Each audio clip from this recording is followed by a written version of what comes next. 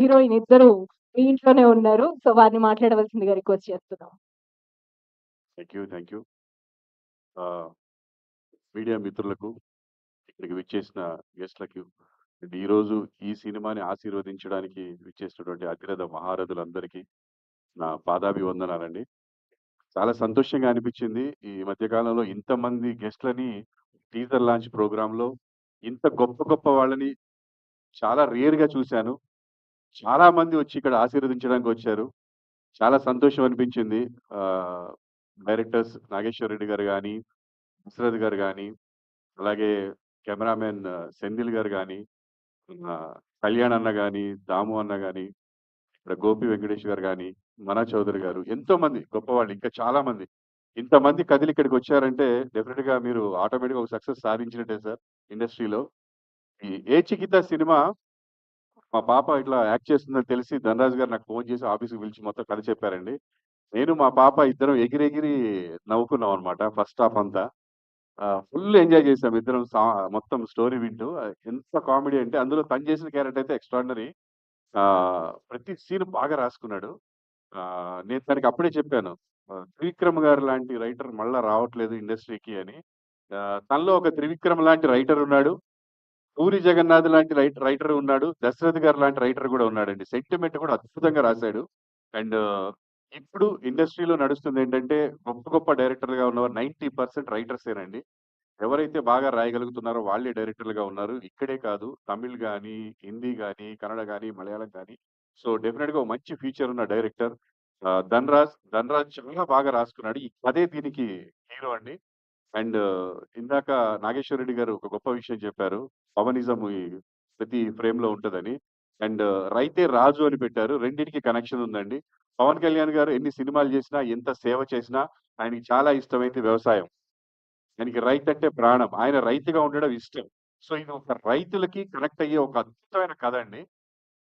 అలా అని ఓన్లీ అలాగే చెప్తే ఒక డాక్యుమెంటరీలా ఉంటుంది కాబట్టి డైరెక్టర్ ఒక ఫస్ట్ హాఫ్‌లో ఒక యూత్ మధ్య ఒక మంచి కామెడీ సిట్యుయేషన్ తీసుకొని, ఆ పాయింట్‌ని తీసుకెళ్ళి మంచిగా రైతు ఒక సమస్యకి రైతులు, రైతు ఫ్యామిలీస్ పట్ల రైతులకి ఎలా జరుగుతుందనేది ఒక గొప్ప పాయింట్ అంటే ఇలాంటి సినిమాలు రావాలి. అంటే ఇది మన కల్చర్. అంటే అసలు మనము మన రైతుల గురించి మాట్లాడుకోవాలి. మన సైనికుల గురించి మాట్లాడుకోవాలి. వాళ్ళ కథలు చెప్పుకోవాలి.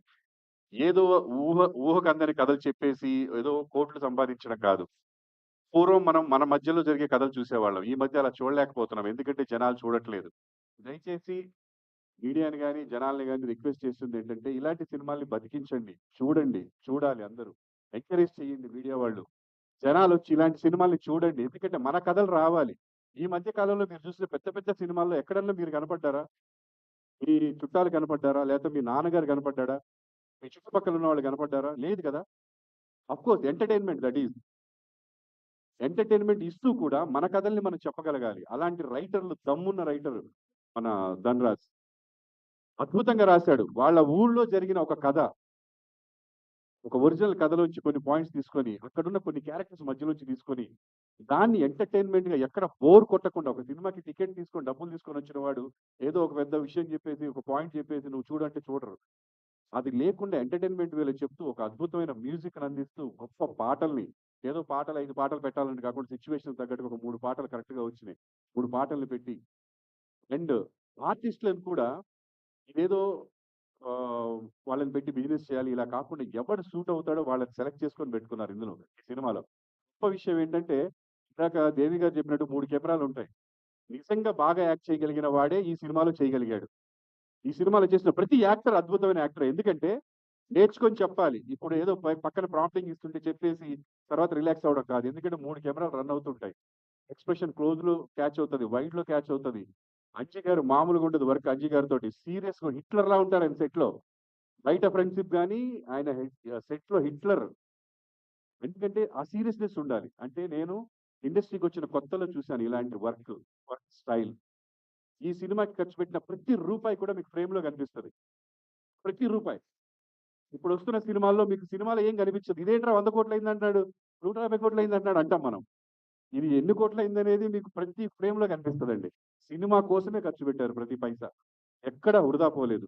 నేను ఎంతగా ఇంప్రెస్ అయ్యానంటే అంజి గారి వర్క్ యాస్ ఎ ప్రొడ్యూసర్‌గా అశోక్ గారు గాని, అంజి గారు గాని, నిన్న కెమెరామెన్‌గా ఉంటూనే ఇది ప్రొడ్యూస్ చేస్తున్నప్పుడు నేను ప్రొడ్యూస్ చేసినప్పుడు కొంత డబ్బు వృధా అయిపోయింది. నేను మళ్ళీ ప్రొడ్యూస్ చేస్తే అన్నని ప్రొడ్యూసర్‌గా పెట్టుకుందాం అనుకున్నాను. నా డబ్బులతోటి. అన్న నీ డబ్బులతో కాదు నువ్వు భయపడకు. నా డబ్బులతోటి అన్నని ప్రొడ్యూసర్‌గా పెట్టుకోవాలనుకున్నాను. అంత మంచి ప్లానింగ్ అండి. అద్భుతమైన ప్లానింగ్. అనుకున్నది అనుకున్నట్టు అయిపోవడం. ఎటువంటి అంతరాయం రాకుండా నిజంగా ఆ కొండగట్టు ఆంజనేయ స్వామి మీకు ఆశీర్వాదం ఇచ్చినట్టున్నాడు. ఏ రోజు ఎటువంటి అంతరాయం జరగకుండా ఒక సింగిల్ షెడ్యూల్‌లో అద్భుతంగా పూర్తి చేశాడు. అండ్ ఇందులో నాకు మంచి క్యారెక్టర్ కూడా ఇచ్చారండి. అంటే నేను మా పాప స్టోరీ వినడానికెళ్ళాను. ఆ తర్వాత తను "సార్ మీరు కూడా యాక్ట్ చేయాలన్నాడు." సరే ఆహ్, అంటే సూపర్ క్యారెక్టర్ సారీ. అంటే తను చెప్తే చాలా బావుంటుంది. నేను దాన్ని రీచ్ అవ్వడానికి ట్రై చేశా అనుకుంటాను. అందులో ఒక ఊత పదం ఉంటదండి. అండ్ నేను ఇలాంటి క్యారెక్టర్ అంటే పోలీస్ క్యారెక్టర్స్ నేను సినిమాల్లో ఎక్కువ ఫేమ్ అయింది కూడా పోలీస్ క్యారెక్టర్స్ ద్వారానే 'ఆపరేషన్ దుర్యోధన', 'మైసమ్ ఐపీఎస్' అలాంటి సినిమాల్లో హీరోగా కూడా చేశాను పోలీస్‌గా. కానీ ఇందులో పోలీస్ వచ్చేసి చిన్న కామెడీ టచ్ ఉన్నటువంటి ఒక అది. అదే నా మేనరిజం అన్నమాట. తెల్లదా? నాది తెల్దా? నాది తెల్దా? అని చెప్పి ఒక ఇది ఉంటదండి. చాలా కరెక్ట్ టైమింగ్‌లో బాగా పడింది. చాలా సంతోషం అనిపించింది. మంచి క్యారెక్టర్ చేసినందుకు. అండ్ అందరూ చేశారు. అండ్ నా కూతురు ఇప్పుడు బాగా మేకోవర్ అయింది. అప్పుడు కొంచెం ఆ సినిమా చేస్తున్నప్పుడు ఇంత హీరోయిన్ ఇలా ఏం లేదు. అప్పుడే జస్ట్ అంటే ఆ క్యారెక్టర్ సారీ డైరెక్టర్ గారు చెప్తారంట. తనకి ఊళ్ళో ఉన్నప్పుడు ఎలా ఉండాలంటే ఇట్లా ఉండకూడదు. ఇట్లుంటే తీసుకునేవాడు కాదు.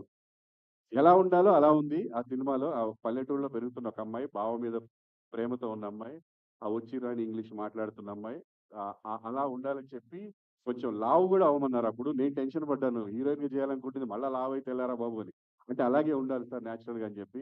సినిమాని చాలా తీశారు. ఇంకా చాలా మాట్లాడొచ్చు నేను. కానీ టైం అయిపోతుంది కాబట్టి ఇంకా చాలా మంది మాట్లాడాలి. అవినాష్ అప్పటినుంచి వెయిట్ చేస్తున్నాడు.